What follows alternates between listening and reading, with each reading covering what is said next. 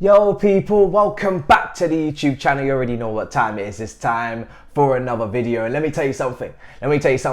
At last, yes, I waited for the morning or afternoon afterwards. Sorry, I was a little lateness is greatness because I've been learning how to edit on Premiere Pro and whatnot. The edited videos with the intro is coming tomorrow. Okay, I've been doing my practicing. Obviously, there's no Sag, so now we're sailing, on our own. So we gotta add that in. So don't worry, tomorrow the intro is coming back, and I might even throw some transitions your way, and we're gonna get our editing style on, but the first couple of videos may be a rough ride, so you're gonna have to let me know in the comments what you like, what you don't like, and then we'll pick it together, and then we'll coast through this, all right? But there's a lot of confusion and mayhem incoming, so just be aware of that. This simplistic stuff is nearly done. But anyway, Todd Boehly has, and his consortium, Vice and Clearlake Capital and everybody, is now finally in charge of Chelsea. Do you know what that means, people? We are debt free. Yeah, so all them people that were talking to us and saying, oh, you're not running the right way, and oh, your oil club, and you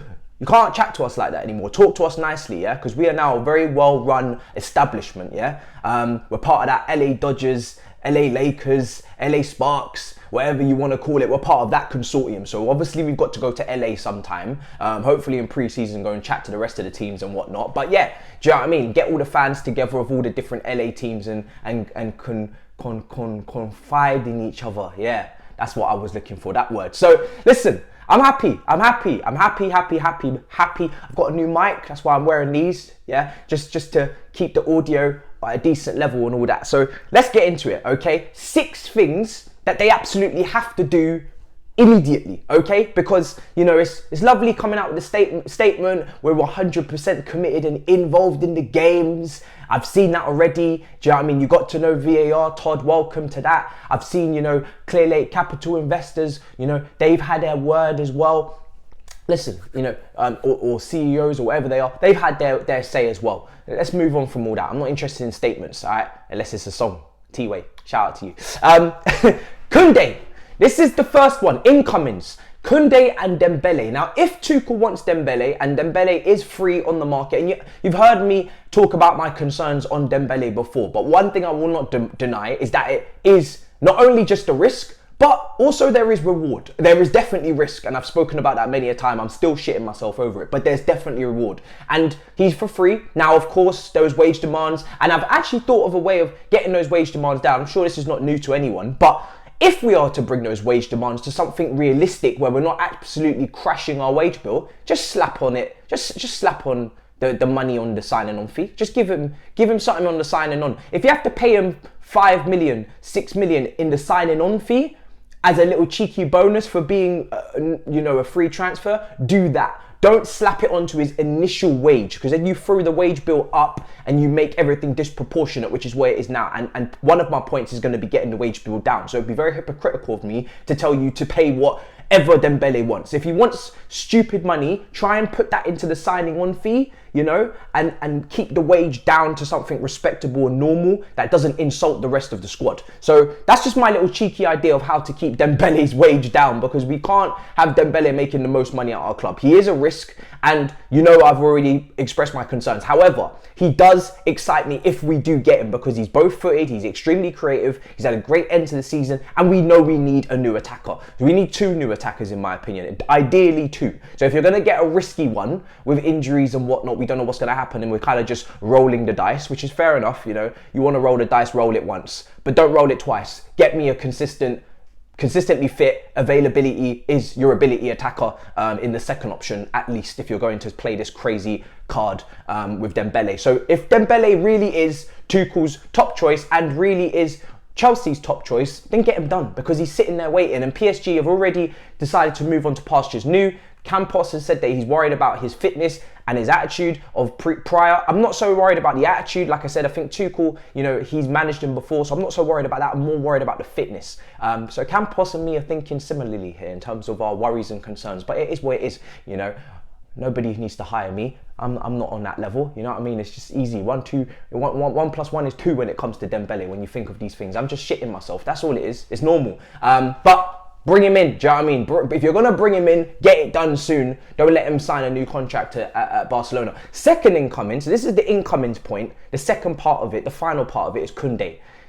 Just get it done. He's literally just waiting. Sevilla need this deal done by the 30th of May, I see, because they would like to put this in their finances for incomings to balance their books. Just get it done. We need 2 centre-backs. Get one over the line so we're not stressing our ass for the rest of the summer over getting 2. We know we're getting Koundé. Everybody knows we're getting Koundé. Koundé knows we're getting Koundé. We know we're getting Koundé. Koundé's mother and father know he's getting. Just get it done. Don't waste everybody's time. This is the worst kept secret in football. Just do it, all right? Just do it, as Nike would say. Shout out to the sponsor. Because the second point is the sponsor, okay? 3, temporarily suspended. Cool. We've already replaced Hyundai with the whale, cryptocurrency, whatever you want to call them. Now let's get the shirt sponsors sorted out. Now, Nike are sorted, but 3, contract goes until 2024. So they actually have an option to go 2 years further than that, or I don't know if it's our option or their option, or who has the pull the trigger in their clause to go 2 further years. But let's just stick to the 2024 part.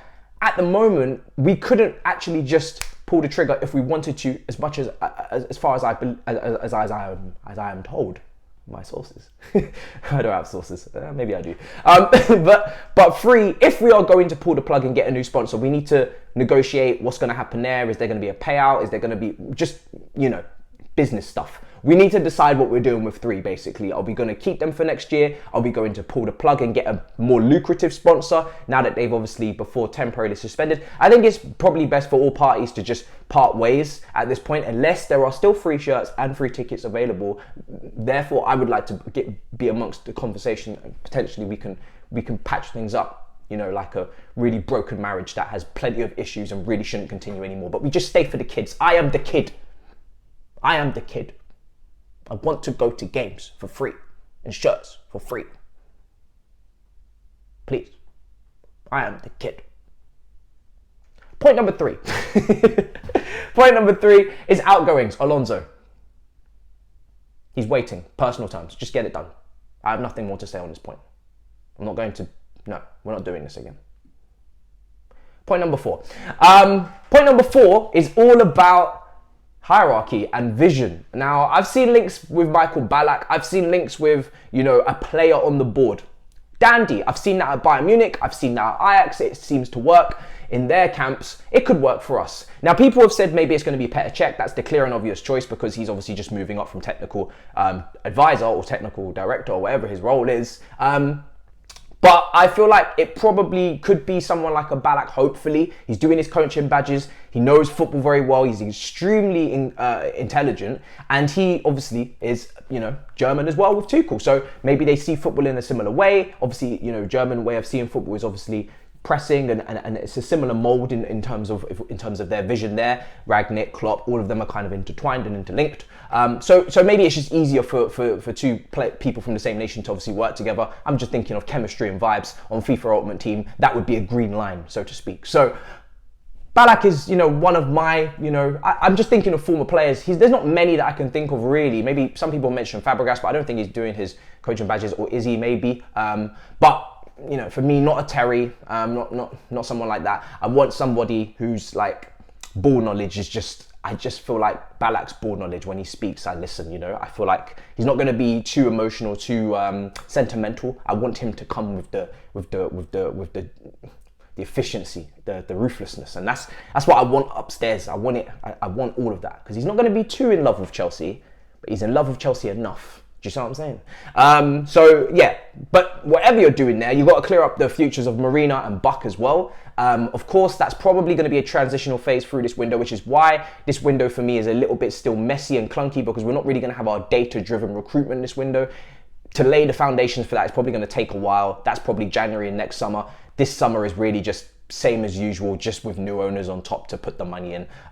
So Marina and Buck will be here for at least 6 months, I'd say, and then maybe we'll see what happens after that. Clarify with them, chairman and obviously director. Are you going to move the role? Are you going to do whatever? Let's see what you're going to do with them. And my final point is obviously wages. The wage bill. Now wages for Betsy at the canteen. Let's get her back in, yeah. Let's get her back in making, you know, Timo's favorite dinner. Let's get, you know, let's get the content creators who are doing all the media work and all of the shows, and let's get that back. Let's get all of that rumbling back in. All the freelancers. Do you know what I'm saying? Loads of people at the club that were sent home by Boris to, you know, not work in his economy because he wanted to fight the war through Chelsea. Okay, so that happened, but yeah, just get those guys back in their jobs, please. You know, it's been a tough time for them, I'm sure. They go under the radar and not spoken about, but there's a lot of people that work at Chelsea that aren't the players, that aren't rich, that aren't,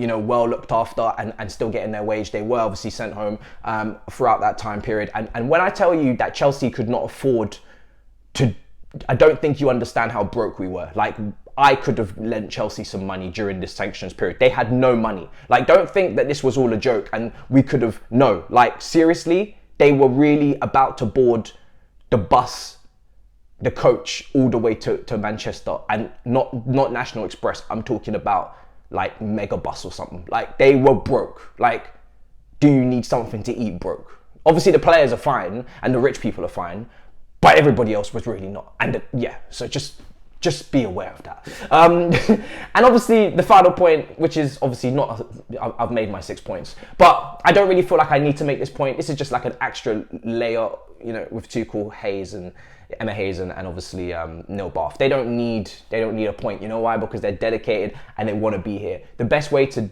wrap this point up is to just back them and just to look after them and give them what they need, surround them with intelligent minds and recruit properly, and get rid of the dross, and that's it. This is not a point. This is just my point. Just back them. They don't need even new contracts or anything. I believe I've counted this wrong. I didn't make 6 points before I made this point, so I've got to go back.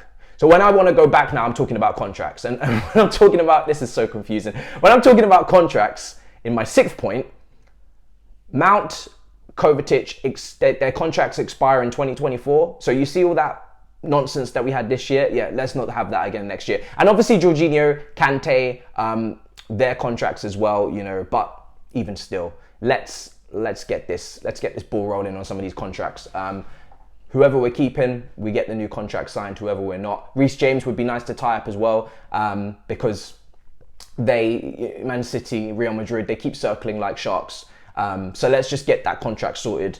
Let's get that tied up. Let's get Mount tied up. Let's get Kovacic tied up. Let's get the ones tied up that we know are going to be here, and then we can make decisions on the rest. So contracts is very important. But in a roundabout weird way, I've managed to get through my 6 points without confusing you, I'm sure. Make sure you let me know in the comments down below which point is more pressing and concerning to you to get sorted.